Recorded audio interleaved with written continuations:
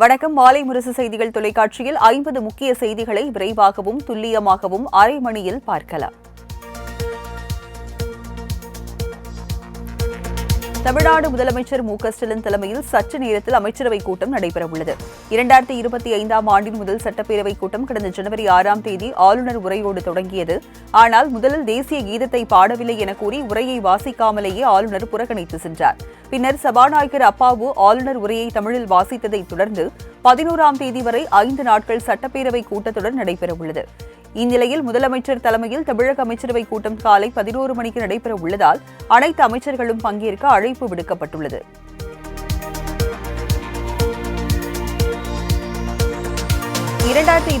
சட்டமன்ற தேர்தலில் 200 இலக்கு என்பதை ஈரோடு கிழக்கு தொடங்கி வைத்துள்ளதாக முதலமைச்சர் மு.க.ஸ்டாலின் தெரிவித்துள்ளார்.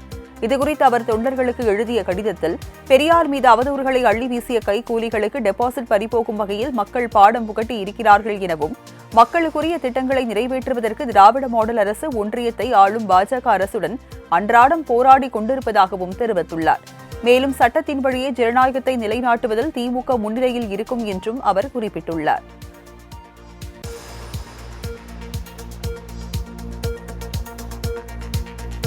தமிழ்நாட்டு மக்கள் மீதான வெறுப்பை மீண்டும் ஒருமுறை பாஜக அரசு வெளிப்படுத்தி உள்ளது என முதலமைச்சர் மு.க.ஸ்டாலின் குற்றம் சாட்டியுள்ளார்.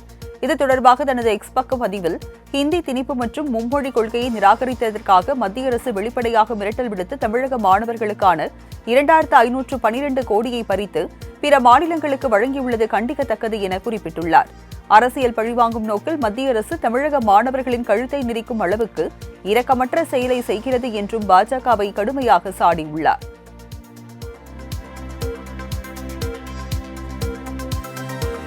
தமிழக குழந்தைகளுக்கு சமமான வாய்ப்புகளையும் உலகத்தரம் வாய்ந்த கல்வியையும் கிடைக்காமல் செய்ததற்காக முதல்வர் மு.க.ஸ்டாலின் திமுகவும் வெட்கப்பட வேண்டும் என தமிழக பாஜக தலைவர் அண்ணாமலை விமர்சித்துள்ளார். இது தொடர்பாக அவர் வெளியிட்டுள்ள எக்ஸ் தள பதிவில், இந்த கல்வியாண்டின் தொடக்கத்தில் இருந்தே PM ஸ்ரீ உட்பட சமக்ரா சிக்ஷாவின் அனைத்து அம்சங்களையும் செயல்படுத்துவதாக கடந்த ஆண்டு மார்ச் மாதம் தமிழக அரசு உறுதிமொழி அளித்தது.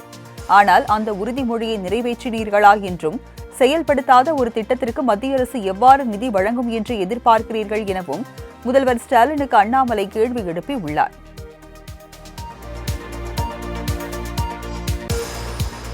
மத்திய பட்ஜெட்டில் தமிழ்நாட்டுக்கு நிதி என்பதை விட தமிழ்நாடு என்ற பெயர் கூட இடம்பெறவில்லை என துணை முதலமைச்சர் உதயநிதி ஸ்டாலின் குற்றம் சாட்டியுள்ளார்.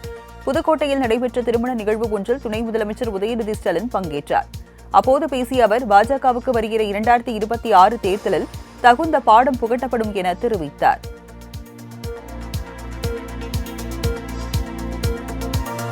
எந்த கட்சியுடனும் தற்போது வரை கூட்டணி தொடர்பாக பேசவில்லை எனவும், அதிமுகவுடன் கூட்டணி வைக்கப் போவதாக வெளியாகி வரும் தகவல் உண்மை இல்லை எனவும் தமிழக வெற்றிக் கழகம் விளக்கம் அளித்துள்ளது. 2026 சட்டமன்ற தேர்தலில் விஜய் தலைமையை ஏற்கும் கட்சிகளுடன் தான் கூட்டணி என திட்டவட்டமாக தெரிவித்துள்ள தமிழக வெற்றிக் கழகம், கட்சியின் உட்கட்டமைப்பு பணிகள் முடிந்தவுடன் தேர்தலுக்கான பணிகள் தொடங்கும் என தெரிவித்துள்ளது.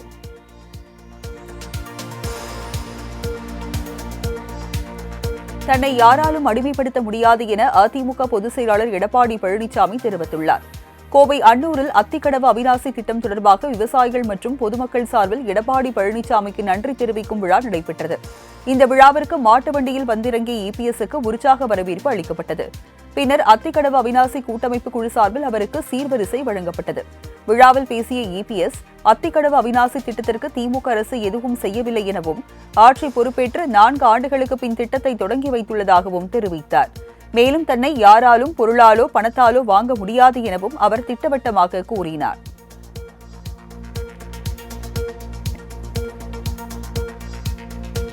அரசியல் வேறு, சினிமா வேறு என்பதை புரிந்து கொண்டு விஜய் செயல்பட வேண்டும் என தேமுதிக பொதுச் செயலாளர் பிரேமலதா விஜயகாந்த் அறிவுறுத்தியுள்ளார்.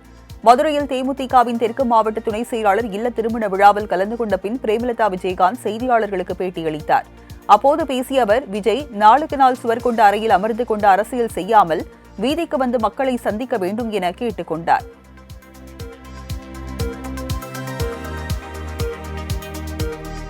தமிழகத்தில் மத வேறுபாடுகளை விதைத்து மக்களை பிரித்து அரசியல் ஆதாயம் தேட சில அமைப்புகள் முயற்சிப்பதாக திமுக கூட்டணி கட்சிகள் புகார் தெரிவித்துள்ளன. இது தொடர்பாக வெளியிடப்பட்டுள்ள கூட்டறிக்கையில், 2025ஆம் ஆண்டு ஒன்றிய அரசின் நிதிநிலை அறிக்கையில் தமிழ்நாட்டின் ரயில்வே மேம்பாட்டிற்காகவும் மாநிலத்தின் தொழில் வர்த்தக வேளாண் வளர்ச்சிக்காக ஒரு சிறு துரும்பையும் கூட மத்திய பாஜக அரசு கிள்ளி போடவில்லை என தெரிவிக்கப்பட்டுள்ளது. ஆனால் தேர்தல் அறுவடைக்காக தமிழ்நாட்டின் ஒற்றுமையை சீர்குலைத்திட திட்டமிட்டு பாஜக, RSS உள்ளிட்ட அமைப்புகள் சதி செய்து வருவதாகவும் தெரிவிக்கப்பட்டுள்ளது.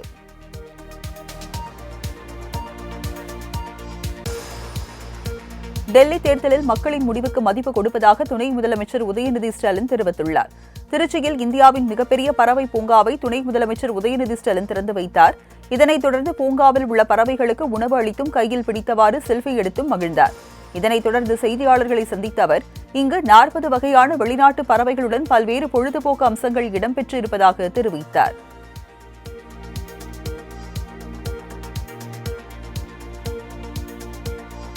ஈரோடு கிழக்கு இடைத்தேர்தலில் வெற்றி பெற்றிருந்தாலும் 2026 தேர்தலில் திமுக வீட்டிற்கு போவது உறுதி என பாஜக மூத்த தலைவர் ராஜா தெரிவித்துள்ளார். கோவையில் செய்தியாளர்களுக்கு பேட்டியளித்த அவர், 2026 தமிழ்நாட்டில் இரட்டை எஞ்சின் அரசுதான் அமையும் எனவும் அதுதான் மக்களை காப்பாற்றும் என்றும் தெரிவித்தார்.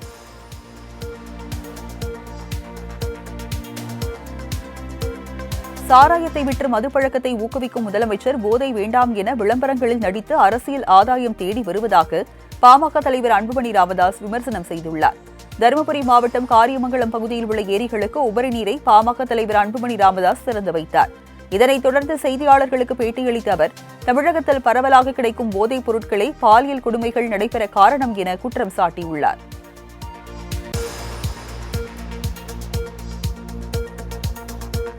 பெண்களுக்கு பாதுகாப்பில்லாத மாநிலமாக தமிழகம் மாறி வருவதாக குற்றம் சாட்டியுள்ள எதிர்க்கட்சித் தலைவர் எடப்பாடி பழனிசாமி, பாலியல் குற்றவாளிகளை கட்டுப்படுத்தாமல் திமுக அரசு வேடிக்கை பார்ப்பதாக தெரிவித்துள்ளார். திராவிடம் என்ற சொல்லுக்கே குந்தகம் விளைவிக்கும் வகையில் திராவிட மாடல் என்ற பெயரில் ஒரு காட்டாட்சியை திமுக நடத்தி வருவதாக அவர் விமர்சித்துள்ளார். சமூக விரோத செயல்களில் ஈடுபட ஆளும் திமுகவினருக்கு கட்சிக் கொடியின் பெயரால் லைசன்ஸ் வழங்கி உள்ளதாகவும், பெண்களுக்கு எதிரான பாலியல் குற்றங்களோடு கொலை, கொள்ளை போன்ற கொடுஞ்செயல்களும் வரிசை கட்டி நிற்பதாகவும் கடுமையாக சாடியுள்ளார்.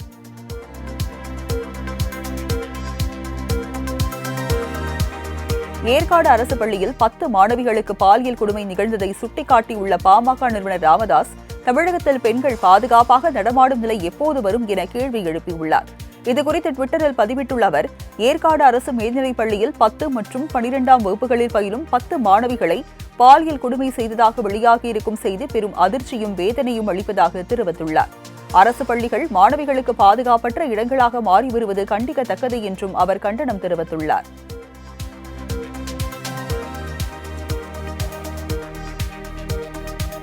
அன்னூரில் எடப்பாடி பழனிசாமிக்கு நடைபெற்ற பாராட்டு விழாவில் அவர் பேசிக் கொண்டிருந்த போதே பொதுமக்கள் எழுந்து சென்றதால் பரபரப்பு ஏற்பட்டது. கோவை மாவட்டம் அன்னூரில் அவிநாசி அத்திக்கடவு திட்டம் தந்த எடப்பாடி பழனிசாமிக்கு கஞ்சப்பள்ளி பிரிவு பகுதியில் பாராட்டு விழாவிற்கு ஏற்பாடு செய்யப்பட்டது.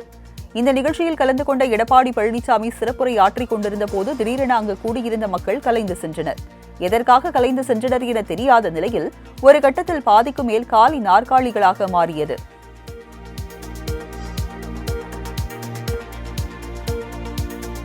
மத்திய பட்ஜெட்டில் புதுச்சேரிக்கு 3432 கோடி ஒதுக்கப்பட்டுள்ளதால் அங்கு எந்த நிதி நெருக்கடியும் இல்லை என்று மத்திய இணையமைச்சர் எல் முருகன் அதிரடியாக தெரிவித்துள்ளார். புதுச்சேரியில் செய்தியாளர்களை சந்தித்த அவர், பாரபட்சம் இன்றி அனைத்து மாநிலங்களுக்கும் தேவையான திட்டங்கள் பட்ஜெட்டில் அறிவிக்கப்பட்டுள்ளதாக கூறினார்.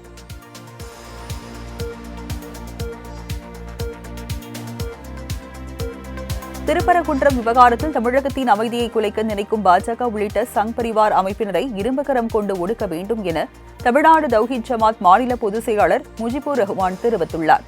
புதுக்கோட்டை மாவட்டம் அறந்தாங்கியில் தமிழ்நாடு தௌஹீத் ஜமாத் சார்பில் நடைபெற்ற எழுச்சி மாநாட்டில் கலந்து கொண்ட பின் செய்தியாளர்களுக்கு பேட்டியளித்த அவர், இந்த விவகாரத்தில் தமிழக அரசின் அலட்சிய போக்கு நீடித்தால் வருகிற சட்டமன்ற தேர்தலில் சிறுபான்மையினர் வாக்குகளை திமுக அரசு இழக்க நேரிடும் என எச்சரிக்கை விடுத்துள்ளார்.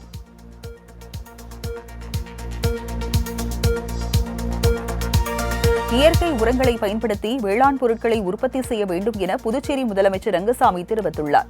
புதுச்சேரி அரசு வேளாண் மற்றும் விவசாயிகள் நலத்துறை சார்பில் வேளாண் விழா மற்றும் மலர், காய், கனி கண்காட்சி தாவரவியல் பூங்காவில் கடந்த 7ஆம் தேதி தொடங்கியது.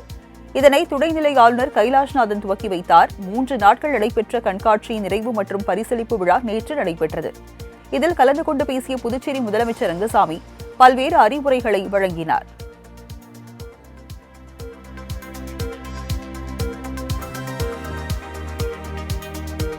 தமிழகத்தில் 38 IAS அதிகாரிகளை இடமாற்றம் செய்து தமிழ்நாடு அரசு உத்தரவிட்டுள்ளது.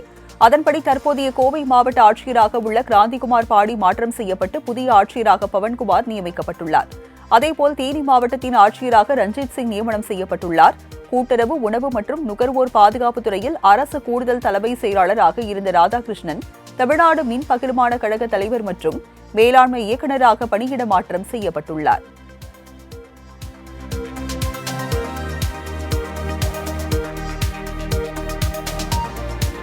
தாம்பரம் அருகே இளம் பெண்களிடம் ஆசை வார்த்தை கூறி தனிமையில் இருக்கும் வீடியோவை வைத்து மிரட்டிய இளைஞரை போலீசார் கைது செய்தனர்.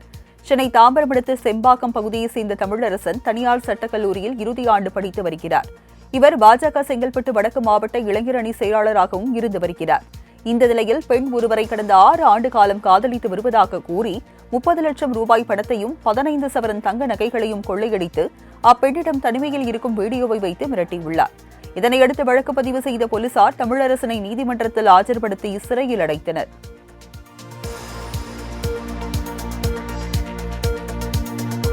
ராமநாதபுரம் மாவட்டம் பரமக்குடியில் உள்ள ஐயனார் கோயிலை நடிகர் வடிவேலுவின் ஆதரவாளர் அபகரிக்க முயற்சிப்பதாக கூறி பொதுமக்கள் போராட்டத்தில் ஈடுபட்டனர். காட்டுப்பரமக்குடியில் உள்ள திருவேட்டை உடைய ஐயனார் கோயில் நகைச்சுவை நடிகர் வடிவேலுவின் குலதெய்வ கோயில் என கூறப்படுகிறது. இந்நிலையில் வடிவேலுவின் தூண்டுதலின் பேரில் கோயில் அறங்காவலர் பாக்கியராஜ் என்பவர் தனக்கு சொந்தமான கோயிலாக மாற்ற முயற்சி மேற்கொண்டதாக கூறி கிராம மக்கள் போராட்டத்தில் ஈடுபட்டனர். மேலும் கோயிலுக்கு புதிய தலைவர், செயலாளர் மற்றும் பொருளாளர் உள்ளிட்ட பதவிகளை உருவாக்கி மக்களை தீர்மானங்கள் நிறைவேற்றினர்.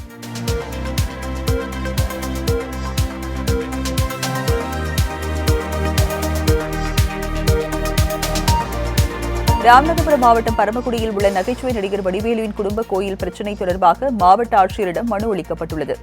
ராமநாதபுரம் மாவட்டம் பரமக்குடியில் உள்ள திருவேட்டை உடைய ஐயனார் கோயில் இந்து சமய அறநிலையத்துறையின் கட்டுப்பாட்டில் உள்ள நிலையில் அதனை வடிவேலுவின் ஆதரவாளரான பாக்கியராஜ் என்பவர் ஆக்கிரமிக்க நடவடிக்கை எடுத்து வருவதாக கூறி ஏராளமானோர் ஆர்ப்பாட்டத்தில் ஈடுபட்டனர். இந்நிலையில் இது தொடர்பாக கோயில் பாக்கியராஜ் மாவட்ட ஆட்சியரிடம் புகார் ஒன்றை அளித்துள்ளார். அதில் கோயில் தொடர்பான வழக்கு நீதிமன்றத்தில் இருப்பதாகவும் தேவையின்றி கோயிலை கைப்பற்ற முயற்சி செய்வதாக கூறி போராட்டம் செய்வதாக குறிப்பிடப்பட்டிருந்தது.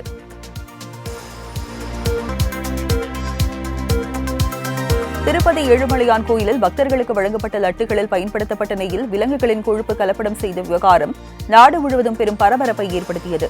இந்த விவகாரம் குறித்து சிபிஐ வழக்கு பதிவு செய்து விசாரணை நடத்தி வந்த நிலையில் திண்டுக்கல்லை சேர்ந்த ஏஆர் பால் பண்ணை மேலாண்மை இயக்குநர் ராஜசேகரன் உள்பட 4 பேரை சிபிஐ கைது செய்துள்ளது. லட்டு தயாரிக்க பெரும் பகுதியான நெய்யை இந்நிறுவனம் வழங்கிய நிலையில் கைது நடவடிக்கை மேற்கொள்ளப்பட்டுள்ளது.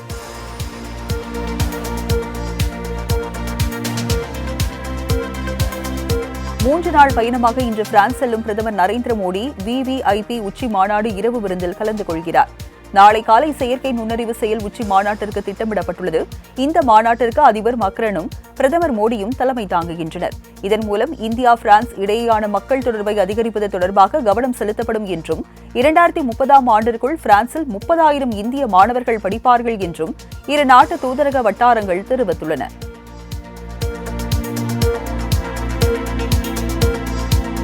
பெங்களூருவில் குளத்தில் குளித்தபோது கல்லூரி மாணவர்கள் 2 நீரில் மூழ்கி உயிரிழந்த சம்பவம் சோகத்தை ஏற்படுத்தியுள்ளது.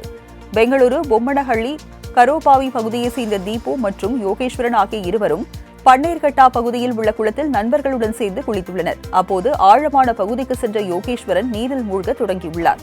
இதனை கண்ட தீபு அவரை காப்பாற்ற சென்றபோது இருவரும் நீருக்குள் மூழ்கியுள்ளனர். தகவல் அறிந்து வந்த தீயணைப்புத் துறையினர் இருவரையும் சடலமாக மீட்டனர்.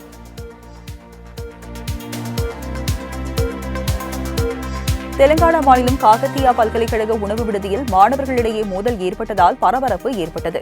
வரங்கல் மாவட்டத்தில் உள்ள காகத்தியா பல்கலைக்கழகத்தில் ஆயிரக்கணக்கான மாணவர்கள் படித்து வருகின்றனர். இந்த நிலையில் மாணவர்களுக்கான விடுதியில் சாப்பிட்டுக் கொண்டிருந்த போது மாணவர்களுக்கும் இடையே மோதல் ஏற்பட்டு கடுமையாக தாக்கிக் கொண்டனர்.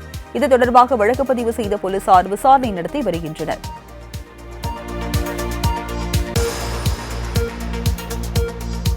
ரோஹித் சர்மாவின் அதிரடி ஆட்டத்தால் இங்கிலாந்து அணிக்கு எதிரான ஒருநாள் கிரிக்கெட் தொடரை கைப்பற்றி இந்திய அணி அசத்தியுள்ளது. இங்கிலாந்து கிரிக்கெட் அணி இந்தியாவில் சுற்றுப்பயணம் செய்து விளையாடி வருகிறது. இவ்விரு அணிகள் இடையிலான 2வது ஒருநாள் போட்டி ஒடிசா மாநிலம் கட்டாக்கில் நேற்று நடைபெற்றது. இதில் முதலில் ஆடிய இங்கிலாந்து அணி 49.5 ஓவர்களில் அனைத்து விக்கெட்டுகளையும் இழந்து 304 ரன்கள் எடுத்தது. இதனையடுத்து 305 ரன்கள் அடித்தால் வெற்றி என்ற இலக்கை நோக்கி களமிறங்கிய இந்திய அணி ரோஹித் சர்மாவின் அதிரடி ஆட்டத்தால் வெற்றி பெற்றது.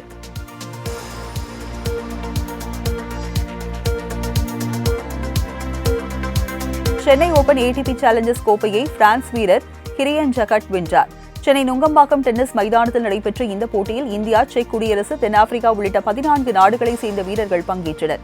இதன் ஒற்றையர் பிரிவு இறுதிப் போட்டியில் உலக தரவரிசை பட்டியலில் 273வது இடத்தில் உள்ள பிரான்ஸ் வீரர் கிரியன், தரவரிசையில் 322வது இடத்தில் உள்ள ஸ்வீடன் வீரர் ஏலியசமரை எதிர்கொண்டார். இதில் பிரான்ஸ் வீரர் கிரியன் 7-6, 6-4 என்ற நேர்செட் கணக்கில் ஸ்வீடன் வீரரை வீழ்த்தி சென்னை ஓபன் ஏடிபி சேலஞ்சர்ஸ் சர்வதேச டென்னிஸ் சாம்பியன்ஷிப் பட்டத்தை வென்றார்.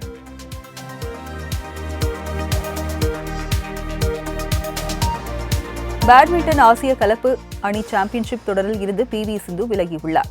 சீனாவில் நாளை பேட்மிண்டன் ஆசிய அளவிலான கலப்பு அணி சாம்பியன்ஷிப் தொடங்க உள்ளது.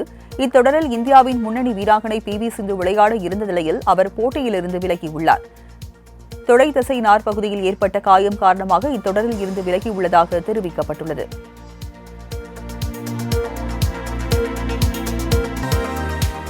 கிருஷ்ணகிரி அருகே 3 பேரை கடத்தி பணப்பறிப்பில் ஈடுபட்ட 5 பேர் கொண்ட கும்பலை போலீசார் கைது செய்தனர். தெலுங்கானா மாநிலம் ஹைதராபாத் மாவட்டம் மல்காஜ்கிரி சாய்நகர் காலனியை சேர்ந்தவர் சீனிவாசராவ். இவர் குறைந்த விலைக்கு ஹிட்டாச்சி இயந்திரம் கிடைக்கும் என வாட்ஸ்அப்பில் வந்த விளம்பரத்தை நம்பி நண்பர்களுடன் கிருஷ்ணகிரி வந்த நிலையில் மோசடி கும்பல் அவர்களிடமிருந்த பணம், செல்போன் உள்ளிட்டவற்றை பறித்ததோடு மேலும் 50,000 ரூபாய் கேட்டு மிரட்டியதாக கூறப்படுகிறது. அவர்களிடமிருந்து தப்பித்த சீனிவாசராவ் தளி காவல் நிலையத்தில் அளித்த புகாரின் பேரில் விசாரணை நடத்திய போலீசார் கடத்தலில் ஈடுபட்ட சேலத்தை சேர்ந்த 5 பேரையும் கைது செய்தனர்.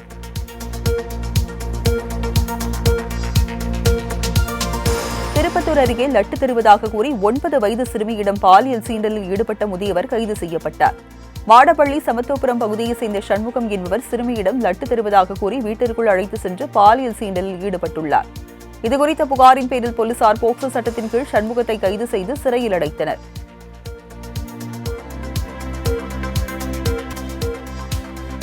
அருப்புக்கோட்டை அருகே பொதுமக்களுக்கு இடையூறாக செயல்பட்டு வந்த கல்குவாரிக்கு அதிகாரிகள் சீல் வைத்தனர். விருதுநகர் மாவட்டம் அருப்புக்கோட்டை அருகே சாய்பாபா ப்ளூ மெட்டல்ஸ் என்ற பெயரில் தனியார் கல்குவாரி செயல்பட்டு வருகிறது. இந்த கல்குவாரியில் இருந்து லோடு ஏற்றி செல்லும் டாரஸ் லாரிகளால் அதிக அளவு தூசுகள் கிளம்புவதாகவும் மாலை நேரத்தில் வெடிப்பதாகவும் அப்பகுதி மக்கள் புகார் தெரிவித்தனர். இதன் அடிப்படையில் கடந்த 3 நாட்களுக்கு முன் அதிகாரிகள் குவாரிக்கு சீல் வைத்தனர். இதனையடுத்து மீண்டும் கல்குவாரி திறக்கப்பட உள்ளதாக கூறப்படும் நிலையில் இதற்கு அப்பகுதி பொதுமக்கள் கடும் எதிர்ப்பு தெரிவித்துள்ளனர். வேலூர் அருகே கணவன் மனைவி இடையிலான பிரச்சினையில் 2 வயது குழந்தை தூக்கி வீசப்பட்ட நிகழ்வு அதிர்ச்சியை ஏற்படுத்தியுள்ளது. வேலூர் மாவட்டம் இலத்தேரி அடுத்து கொத்தமங்கலம் பகுதியைச் சேர்ந்தவர்கள் தனுஷ், ஸ்னேகா தம்பதி. உடல்நிலை சரியில்லாத தந்தையை பார்ப்பதற்காக தங்களின் 2 வயது பெண் குழந்தையை தூக்கிக் கொண்டு இருவரும் தஞ்சைக்கு செல்வதற்காக பேருந்து நிலையத்திற்கு வந்தபோது மது அருந்துவதற்காக தனுஷ் மனைவி ஸ்னேகாவிடம் பணம் கேட்டதாக தெரிகிறது. ஸ்னேகா பணம் தர மறுத்ததை அடுத்து வாக்குவாதத்தில் ஈடுபட்ட தனுஷ் கையில் இருந்த தனது குழந்தையை தூக்கி வீசியுள்ளார். இதை கண்ட பொதுமக்கள் காயமடைந்த குழந்தையை மீட்டு மருத்துவமனைக்கு அழைத்து சென்றனர்.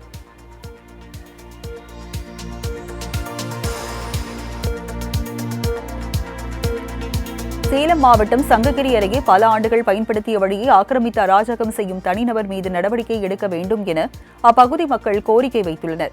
சங்ககிரியிலிருந்து ஈரோடு செல்லும் பிரதான சாலையோரம் பெட்ரோல் பங்க் நடத்தி வரும் சுந்தரம் என்பவர் பொதுமக்கள் பல ஆண்டுகளாக பயன்படுத்தி வந்த கூலையன்காடு முனியம்பாளையம் பொதுவழியை ஆக்கிரமித்து இரவோடு இரவாக கிரவல் மண்ணை கொட்டி பாதையை அடைத்துள்ளார். இதனால் அப்பகுதி மக்கள் வாக்குவாதம் செய்த நிலையில் மோதல் ஏற்பட்டு 2 பெண்கள் காயமடைந்தனர்.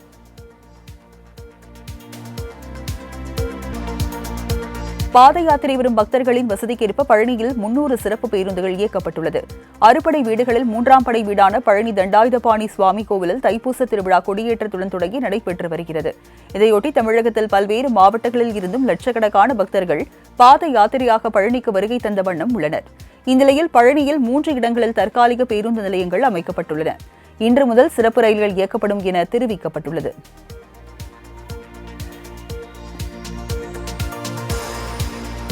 விருதுநகர் மாவட்டம் சிவகாசியில் தைப்பூசத்தை முன்னிட்டு சிறுவர் சிறுமியர்கள் காவடி எடுத்து நகர்வலம் சென்றனர். சிவகாசியில் தைப்பூசத்தை வரவேற்கும் விதமாக சிறுவர் சிறுமியர்கள் பெரியவர்களுடன் குழந்தை வேலன் காவடி எடுத்து நகர்வலம் செல்லும் நிகழ்ச்சி நடைபெற்றது. இதில் முருகன் வேடம் தரித்த குழந்தைகளுடன் சிறுவர் சிறுமியர் என பெரியவர்களும் தோள்களில் மயில் தோகைகளால் அலங்கரிக்கப்பட்ட காவடியுடன் தலையில் பால் குடங்களை சுமந்து ஊர்வலமாக சென்றனர். இதில் ஏராளமான பக்தர்கள் கலந்து கொண்டனர்.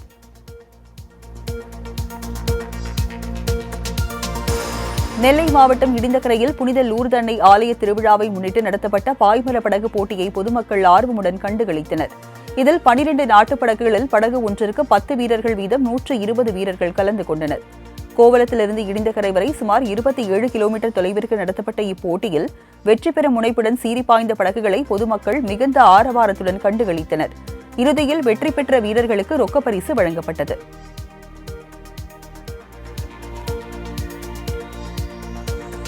ஈரோட்டில் கஞ்சா விற்பனையில் ஈடுபட்ட ஒடிசா மாநிலத்தை சேர்ந்த 3 இளைஞர்களை போலீசார் கைது செய்தனர். ஈரோடு மாவட்டம் பெருந்துறை அடுத்து ஈங்கூர் பகுதியில் கஞ்சா விற்பனை நடைபெறுவதாக போதைத் தடுப்பு பிரிவு போலீசாருக்கு ரகசிய தகவல் கிடைத்தது. இதனையடுத்து அப்பகுதியில் தீவிர கண்காணிப்பில் ஈடுபட்ட போலீசார் அப்பகுதியில் கஞ்சா விற்பனையில் ஈடுபட்ட 3 இளைஞர்களை கையும் களவுமாக பிடித்து கைது செய்ததோடு அவர்களிடமிருந்து 33 கிலோ கஞ்சாவை பறிமுதல் செய்தனர். பிடிபட்ட 3 பேரும் ஒடிசாவை சேர்ந்த அருண் டிகால், முகேஷ் டிகால் மற்றும் சூரஜ்குமார் என்பதும் ரயில் வழியாக போதைப் பொருட்களை கடத்தி வந்து விற்பனை செய்ததும் விசாரணையில் தெரிய வந்துள்ளது.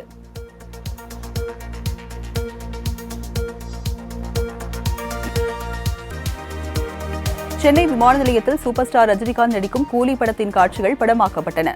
இயக்குநர் லோகேஷ் கனகராஜ் இயக்கத்தில் ரஜினிகாந்த் நடித்து வரும் படம் கூலி. மிகப்பெரிய நட்சத்திர பட்டாளமே இணைந்துள்ள இப்படத்தில் படப்பிடிப்பு அண்மையில் தாய்லாந்து நாட்டில் 20 நாட்கள் நடைபெற்றன. இதனைத் தொடர்ந்து சென்னை விமான நிலையத்தில் ரஜினிகாந்த் நடிக்கும் சில காட்சிகள் படமாக்கப்பட்டன. இதற்காக ரஜினிகாந்த் விமான நிலையத்திற்கு வந்த காட்சிகள் தற்போது வெளியாகியுள்ளது.